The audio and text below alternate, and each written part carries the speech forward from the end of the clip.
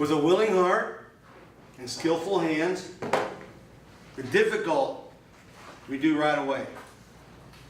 The impossible takes just a bit longer.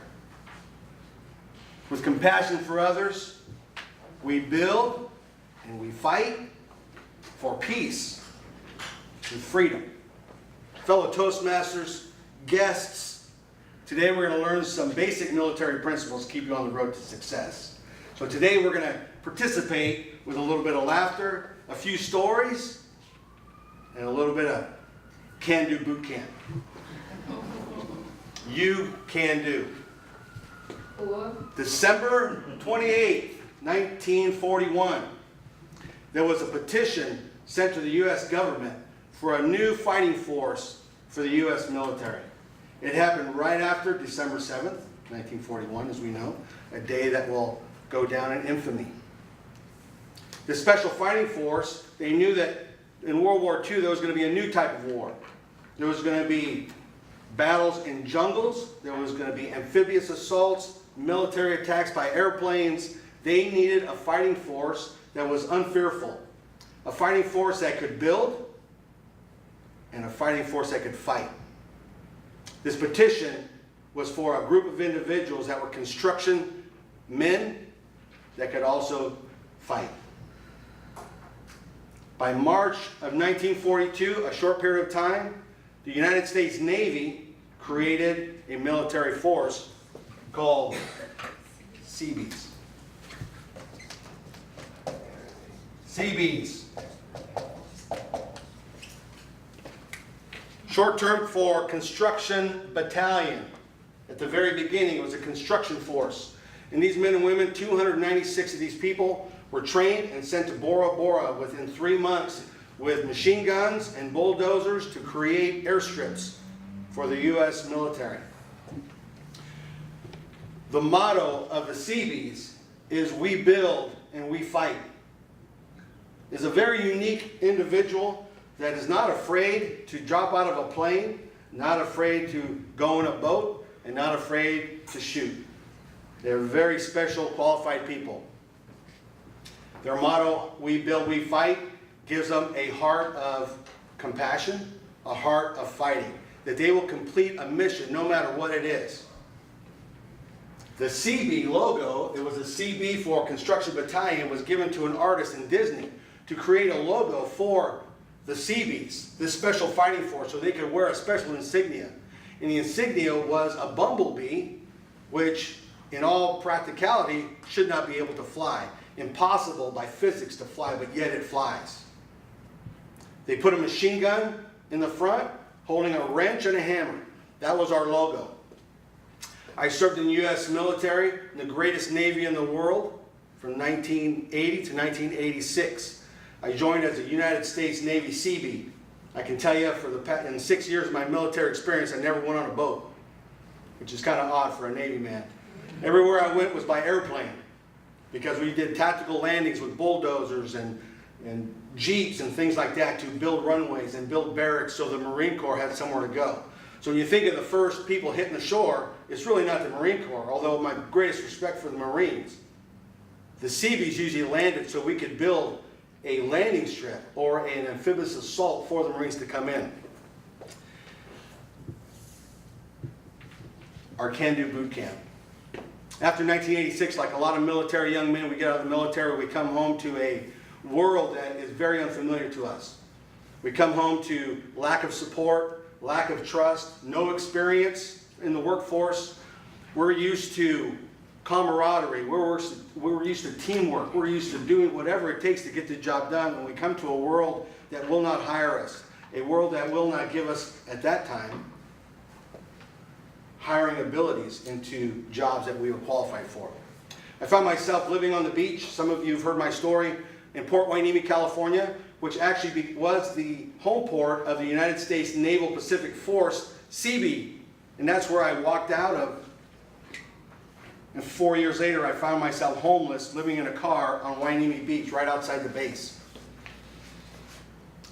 Certain principles in my life that I had to formulate to recreate a life for myself. How do I get out of the pit? How do I be a part of society again. And I had to revert back to some basic military principles that got me from point A to point B. And they're pretty basic. They're pretty simple. The first principle, you have to be willing and teachable. So as in business, as we're starting in business, or as Toastmasters, or as speakers, we have to be willing to change. We have to be willing to learn, and we have to be teachable, which is really hard sometimes for some of us knuckleheads. We have our own ways of thinking. We don't want to change. I know what's best for me. You can tell me all day long that my financial success depends on my investment portfolio, and I could tell you 100 times that I ain't going to do it. I'm going to do my own thing. But you know what? 40 years down the road, I should have been teachable. So in business, we would need to be teachable as well. I'm going to give you 4 stories about willingness and teachability. First story is the soap dish. I had to learn that there's tools out there in business. There's tools out there for you to become successful. There's books, there's tapes, there's people, there's mentors, there's all kinds of things to be successful. And if you plan on going out there on your own to be successful, I guarantee you it's going to be a tough road. And at the end of the road, you're going to be standing there all alone. The significance of a basic soap dish, soap holder. 4 inches by 2.5 inches. In the military and boot camp, you're issued a soap dish so you don't share your soap with your fellow shipmate. We had to fold our sheets a certain way, and we all balked. How stupid is that? Why do we have to fold our sheets a certain way? My kids hate this now because I teach them this. The basic fold of a military bed would be your sheet, and you would fold your bottom sheet and your blanket up. And your commanding officer would walk by with his soap dish, and he would put his soap dish down there. And if that soap dish wasn't 4 inches, remake your bed. They ripped your bed apart. Remake your bed. If he turned his soap dish 2.5 inches and your fold on your blanket was not 2.5 inches on his soap dish, you rip your bed apart, you remake your bed. And there were some people that just could not get that point. I learned right away that there are certain tools that we need in business. There's certain tools we need in life. There's certain tools we need with our families. Basic principles. Use your tools. Take advantage of the tools. Webinars, books, tapes, Toastmasters clubs. Learn how to speak. Learn how to get up and present who you are and what's your story. The soap dish. You can go down to Target and buy one. The other significant thing of the soap dish, besides the fold, that they would go up to the sides of our bed and they would turn it 45 degrees. We all know what a hospital corner is? Mm-hmm. If your hospital corner was not 45 degrees, guess what you had to do? Remake your bed. It was crazy. Today at my house, when my daughter started growing up and their rooms were a mess, my basic principle is every day we make our bed. Why do we make our bed, Dad? We're going to sleep in it later on tonight. Because we make our bed. Why do we make our bed? I had to take out your little explanation and say because it's a principle of starting your day successfully. You know when you come home from school, when you come home from work, you walk into your room, your bed is perfect. You're like, yeah. Don't laugh. So you're going to go buy a soap dish. And you know what? It took my kids a long time to learn that principle. When my daughter turned 16 years old, all of a sudden I went in her room one day and it was perfect. She became a young lady. She became a mature adult at 16. Her room was perfect. My youngest daughter, not so much. Took her till she was 18 when she went to college and had to fend for herself. But they always remember the soap dish. Second story, the gig line. Military guys, you know what a gig line is? Yes. A gig line, right? Here's a gig line. What's the importance of a gig line? The gig line is your line between your trousers and your belt and your buttoned-up shirt that went exactly straight with the tip of your nose.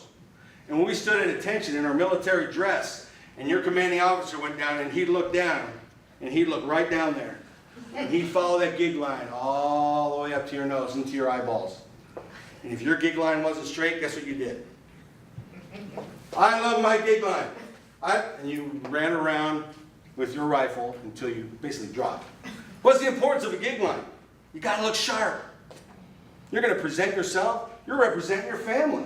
your family name. You're representing your business. When you go out in the public, people want to see you. They go, man, there's something different about that guy. He's always sharp. I've never met Michael without a tie on. Always sharp. Victor, when I met Victor for the first time a few months ago, looking sharp. We present ourselves professionally. We present ourselves respectfully.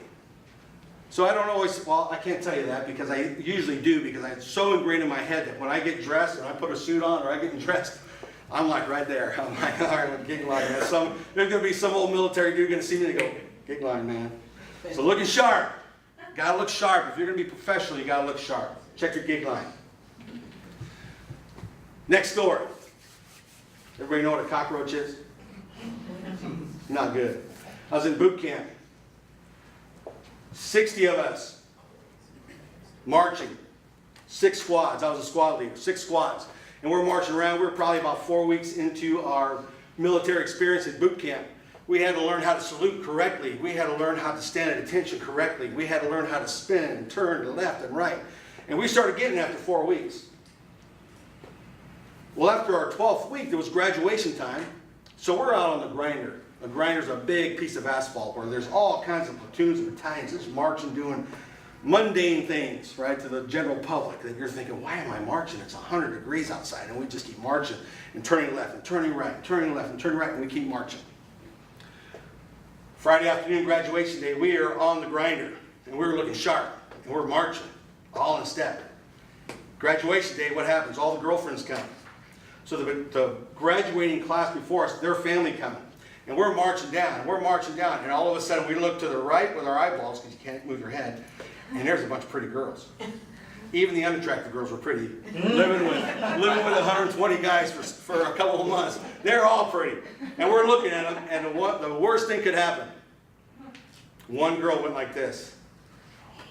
And we all snapped our head right? And when we snapped our head right, and our platoon leader said, halt, we looked like a set of dominoes. We were hitting each other, falling around. Oh my gosh, all the girls, everybody's laughing at us. And our platoon leader, he got so upset. And he started yelling at us, what are you maggots doing? Do you know what you look like?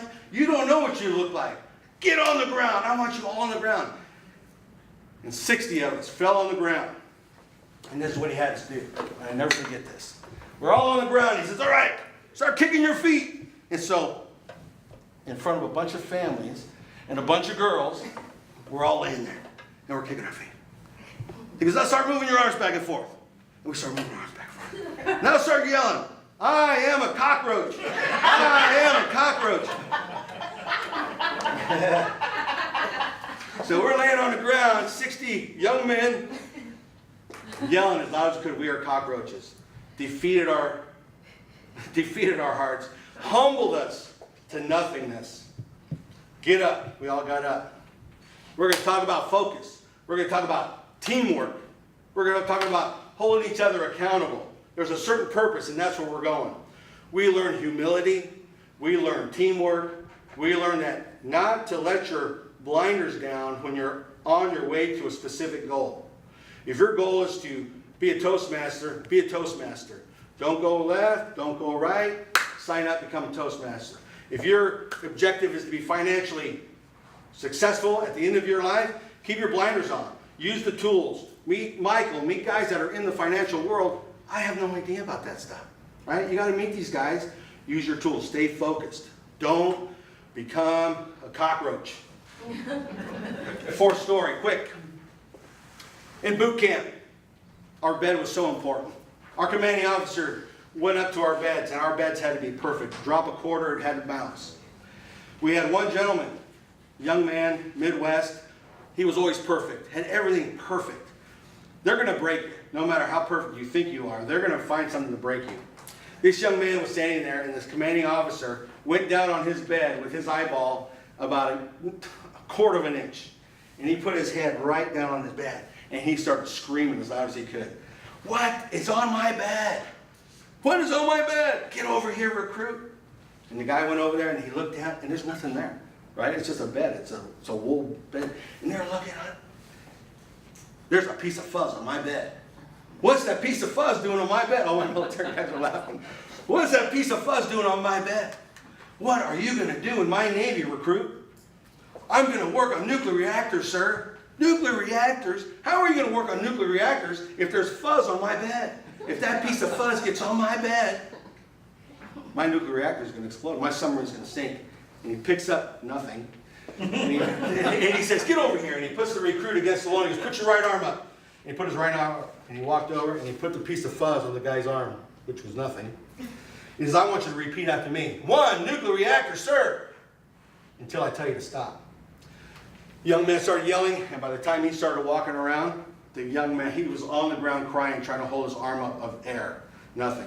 Broke the guy's spirit. He says, now, when you work on nuclear reactors, you will have attention to detail. Attention to detail. Make sure you have everything in order. Make sure that you have a pen. If you're in sales, you should never leave home without a pen, right? If you're in real estate, do your research.